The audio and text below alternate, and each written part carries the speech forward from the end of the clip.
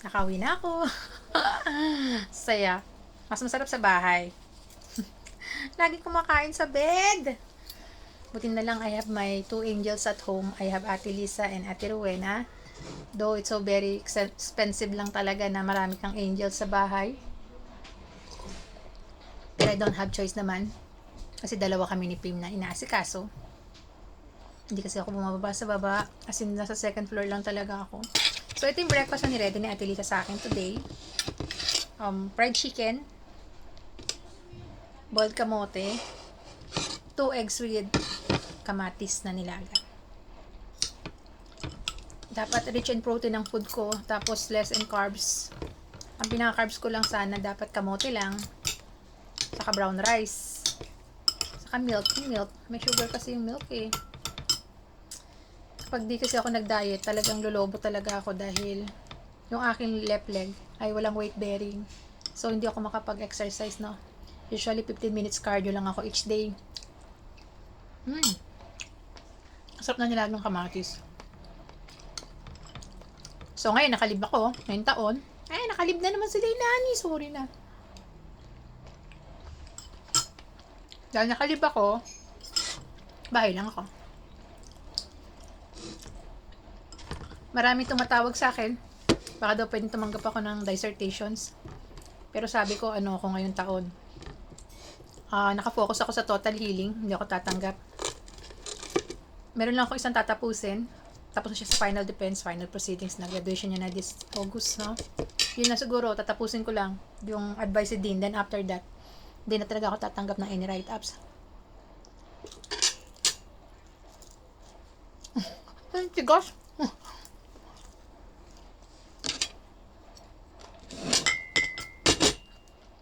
Gagawin ko lang, matulog, kumain, mag-exercise. Yun ang gagawin ko buong taon. Ayoko magtrabaho. Yung akin naman trabaho, syempre kailangan kumain ng mga anak ko. Nag-execute na lang ako ng SPA sa panganay ko. Para pag may mga kailangan akong asikasuhin, talupa, siya na bahala. Good thing, natuto siya. Kasi naturuan ko yung anak ko. Bili mo, 3 projects na siya sa akin. 3 ha. 3 lang naman siyang simple transfer. Kaya madali lang.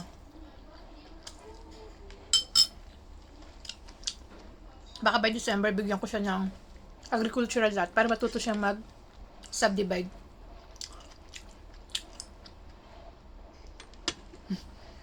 Gusto. Meron akong 2 tanggap. Reconstitution of all titles, no? 2 yun. Kaya lang gusto ko sin client, paluwalan ko. Eh, ang expedite natin ngayon, I mean, yung pag-aayos ng reconstitution of title, inaabot na ngayon ng 6 months, wala nang 3 months, 2 months, unlike last time, 2 months lang, labas na eh. Actually, 1 month lang. Kaya lang kasi nagpalit na yung mga nakaupo ngayon sa mga offices na, alam niyo na yung mga boss nagpalit na nakaupo. Hindi na kaya, 6 months na. 6 months to 1 year. Ano ang kaibahan ng leader na bagong upo, bagong appointed, bata pa, diba? Doon sa mga may edad na matagal na experience, ang kaibahan nila, yung isa, theoretical. Kung ano yung utos ng batas, talagang dapat sumunod. Kung ano utos, no, mandate sa kanila, sa seminar, sa higher up, susundin talaga nila. Talagang ang foundation ng kanilang trabaho, theoretical. Mandated by the law. Kaya wala kang lusot talaga pag nalaman mong bagong upo. Unlike dito mga experienced people, no? Alam nila kung paano padadaliin ang trabaho. Though hindi ka naman talaga sumusuway dun sa batas. But still, dahil eksperyensado ka na, alam mo paano padadaliin. Ayan. Doon pumapasok yung mas napapabilis ang trabaho. Kahit sa DepEd, ganun din. Maraming school leaders na theoretical. Kapag si teacher ay konting mali, may memohan without consideration. Pero yung mga experienced teachers, experienced leaders, rather, hindi sila basta-basta nag-i-issue ng memo. Kinakapa nila yung guro. Inaalam nila yung situation. Bumababa sila sa level ng guro. Tapos naghahanap sila ng paraan to help the teachers, no? Yun ang pagkakaiba ng experienced sa mga bagong ayoko na nga explain pa. Baka masabi pa ako ng kung ano-ano. Anyway, what I am saying is, blessed pa rin naman ako. I feel so blessed. Lahat ng circumstances na nangyayari sa buhay ko. Ito, kaya ako nagbablog eh. Actually, diary ko lang naman na YouTube eh. Para sa mga anak ko. Ang na-realize ko, sa lahat na nangyari sa akin sa nagdaang 4 na taon, yung mga circumstances ng buhay, it's not karma. It's circumstances. Lahat ng circumstances na nangyayari sa buhay natin, it's normal. Part of life yun. Ang mahalaga, nakikita mo to as wisdom. The highest form of knowledge, no? Iisipin mo, paano mo i-redirect ang buhay mo. Diba?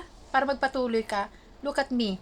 Oh, nasa DepEd ako. Ganda ng posisyon ko, master teacher 2. Kanong sahod ko, laki, diba? Malaki na kumpara sa ibang guro. Pero nagkaroon ako ng papillary carcinoma stage 1. Diba? I realized na yung sahod ko ay hindi sapat para i-sustain yung needs ko sa sakit ko. So, naghanap ako ng secondary jobs. Tapos, sa DepEd na ako, may secondary jobs pa ako. Sabi ko, I feel so blessed. Ang dami kong savings. Nabali yung buto ko sa paa. Na-aksidente kami ni Bunso. Oh, hindi naman binayaran yung leave ko ngayong taon. Diba? Ultimo yung professional fee ng doctors ko. Ako nagbayad. Sa private hospital. Excuse me. Pero still, I feel so blessed. Diba? Kasi may mga pinapadala pa rin si Lord ng mga tao. Imagine, nakahiga ako sa hospital bed.